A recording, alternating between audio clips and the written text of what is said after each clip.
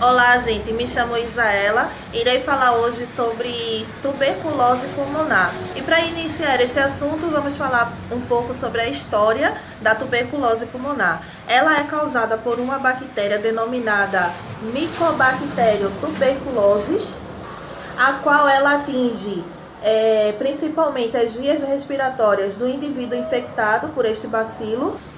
Bom, em 1888, Robert Koch foi o primeiro médico e patologista a publicar estudos sobre a tuberculose respiratória. A bactéria Mycobacterium tuberculosis, ela é de morfologia celular e ela apresenta respiração aeróbica, e ela é em formato de bastões. E tem o seu período de replicação lenta, ou seja, a sua multiplicação acontece de maneira lenta.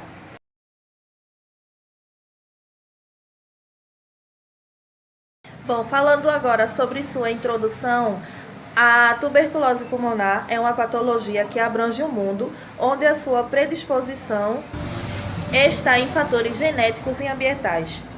O número de mortalidade da tuberculose pulmonar se torna mais constante em regiões com climas temperados.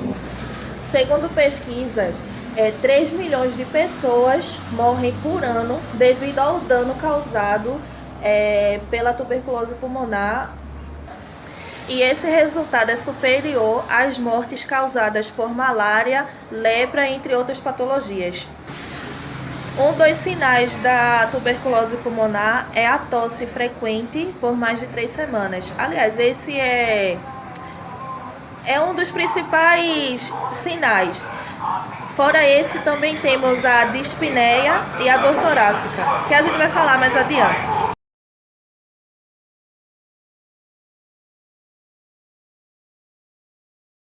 Bom, irei falar agora sobre a fisiopatologia da tuberculose pulmonar. Ela possui 3 estágios, que são a infecção primária, a infecção latente e a infecção ativa.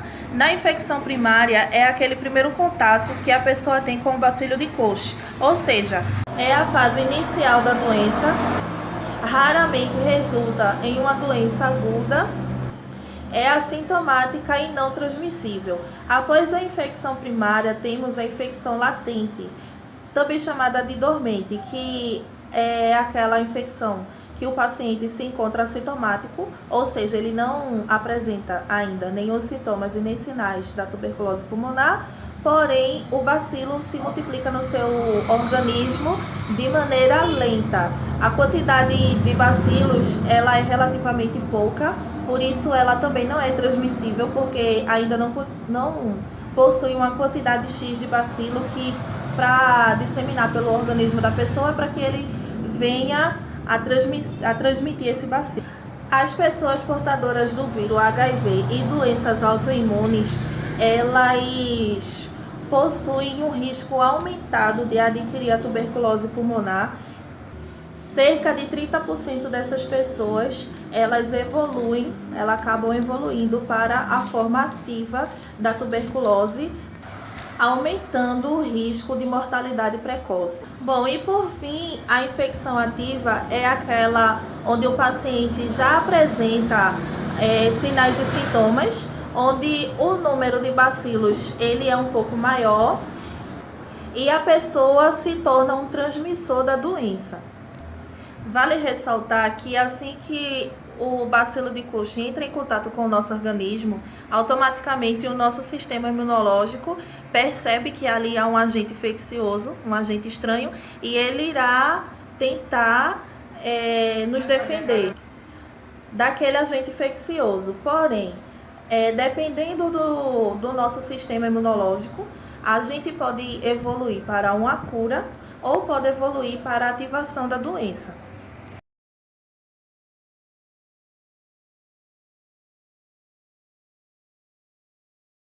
Bom, falando agora sobre a patogênese da doença, bem, quando uma pessoa ela está com a tuberculose ativa no seu organismo, que essa pessoa espirra ou tosse, saem pequenas partículas da boca dela, né? Essas gotículas que saem da boca, elas possuem bacilos de Koch dentro dessas partículas. Cerca de aproximadamente 3 a 4 bacilos, eles são expelidos dentro de cada gotícula dessas que saem da boca das pessoas infecciosas ao tossirem ou espirrarem. Então, se há pessoas saudáveis, suscetíveis a serem contaminadas ao redor dessa pessoa que está infectada, provavelmente essa pessoa irá inspirar esses bacilos e eles precisam ter um tamanho muito pequeno para que ele consiga passar por todo o nosso sistema respiratório. E esses bacilos que eles não conseguem atravessar o nosso sistema respiratório por eles ser maiores, eles são depositados no meio ambiente e eles ficam lá. Eles ressecam formando o que chamamos de núcleo de Welles, onde eles vão se tornar bacilos ainda menores e qualquer pessoa que passar naquele ambiente ali pode aspirar aquele bacilo e ficar doente. Bom, ao chegar nos nossos alvéolos pulmonares, se inicia o processo de defesa do nosso corpo contra esses agentes infecciosos. Então, os macrófagos residentes, que são aqueles que revestem as vias aéreas pulmonares, eles vão tentar combater essa infecção fagocitando esses bacilos, ou seja, eles vão tentar destruir esses bacilos. Porém, esses bacilos, eles são intracelular facultativo, ou seja, eles conseguem sobreviver mesmo dentro do macrófago. E com isso, ele não para de se reproduzir. Mesmo dentro do macrófago, ele irá continuar a sua reprodução. Aí vai chegar um momento que esse macrófago ele vai estar modificado. Então, outros linfônodos, eles vão destruir esses macrófagos, que eles não irão servir mais para a defesa do nosso corpo. E esses bacilos, eles são novamente expostos ao nosso organismo. Daí irão vir outros macrófagos para tentar fagocitar esses que estão modificados.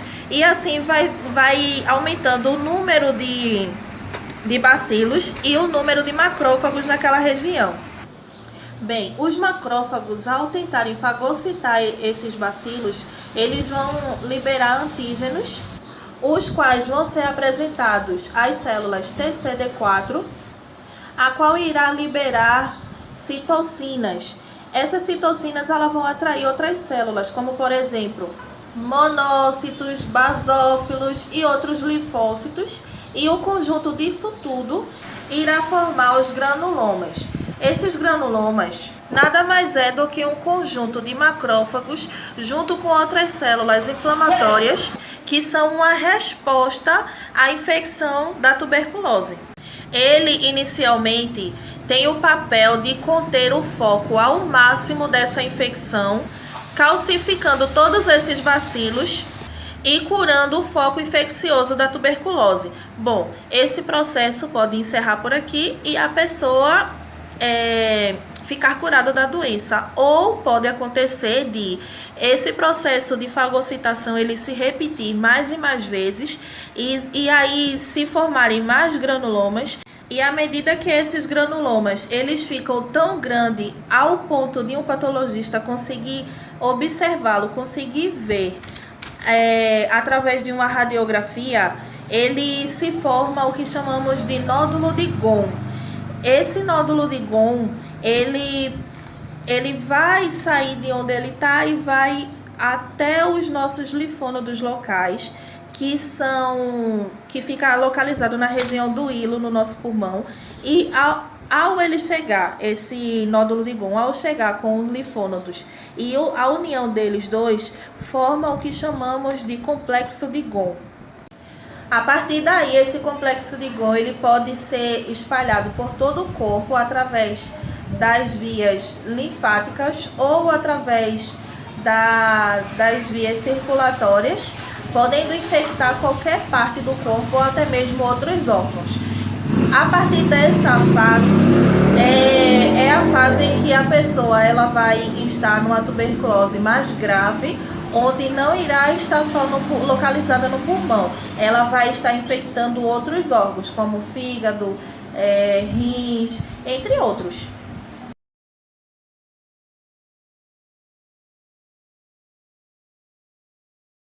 Na sintomatologia, nós temos os sintomas gerais e os sintomas respiratórios.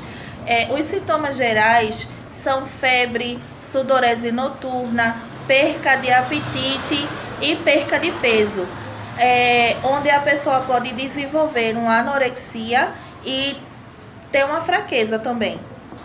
Nos sintomas respiratórios, nós temos a tosse inicial seca, depois ela passa a ser uma tosse produtiva, que é a expectoração, onde a tosse ela já vem com secreções. Temos a dispneia, a dor torácica e a hemoptise, que é quando a pessoa tosse tanto que sangra. Quando vem esse sangramento,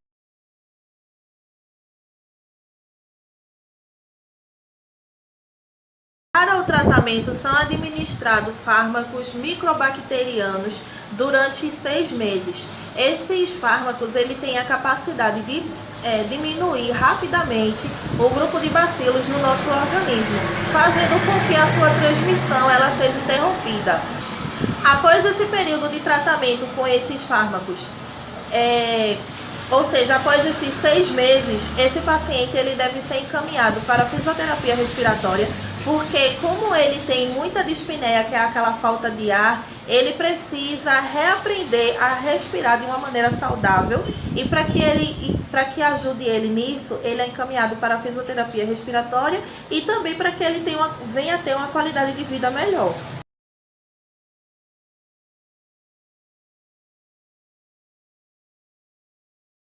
Todos nós, quando nascemos, recebemos uma marquinha no braço.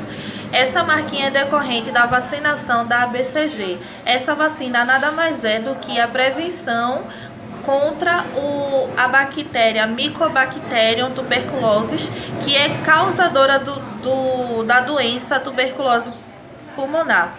Então, desde pequenininhos, a gente já vem se prevenindo contra a tuberculose.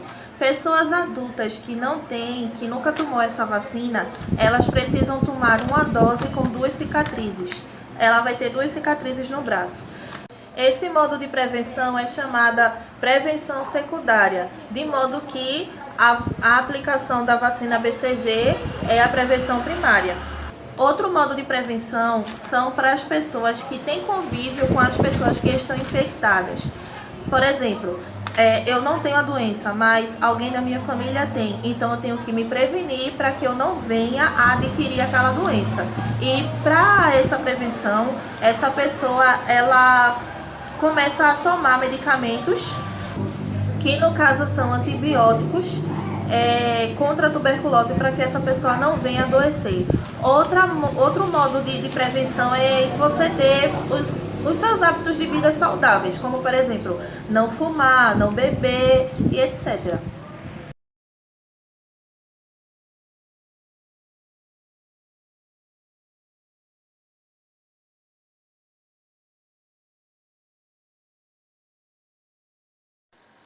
Bom, eu irei falar um pouco sobre a tuberculose óssea. A tuberculose em si, ela já é uma doença muito antiga, onde vem afetando muito a humanidade, sendo considerada uma das patologias onde causam mais mortalidades no mundo. Ela é caracterizada por uma infecção crônica, sendo seu principal causador o Mycobacterium tuberculosis, onde não só afeta os pulmões, mas também afetam outros órgãos, como os rins, o gastrointestinal e os ossos.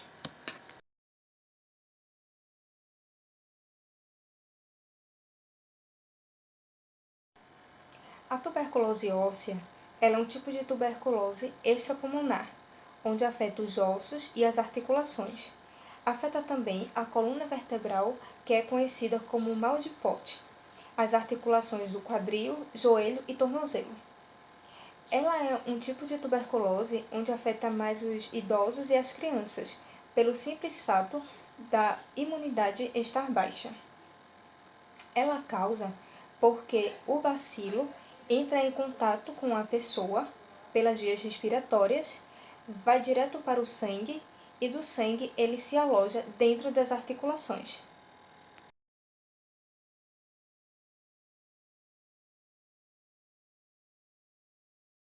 O Mycobacterium tuberculosis, ele não é só feito pela administração das vias hepatogênicas.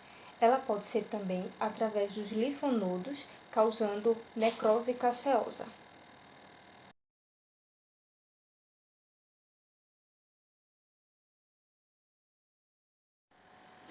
Os sintomas mais frequentes da tuberculose óssea são as dores intensas, que se torna progressiva, ao aumento também das articulações, também pode haver limitações dos movimentos, atrofia muscular, físculas na pele e também além dos sintomas gerais, como febre, emagrecimento e fraqueza muscular.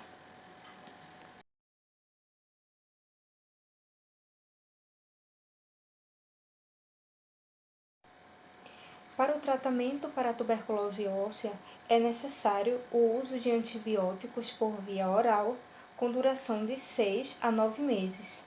Caso algum paciente tenha tuberculose nas vértebras da coluna, além da medicação, o paciente poderá passar por um procedimento cirúrgico, caso tenha alguma deformidade ou abscessos. A complicação mais grave da tuberculose na coluna é por conta da perda dos movimentos e da força muscular, devido à compressão da medula espinhal. O tratamento com a fisioterapia para pacientes com tuberculose óssea é de bastante eficácia, pelo fato da fisioterapia ter como objetivo o auxílio diretamente na força muscular. A fisioterapia ela pode ser de 2 a 5 vezes por semana, podendo ser usado também os recursos eletroterapêuticos, mobilização articular e exercícios de alongamento e fortalecimento da recuperação da massa muscular.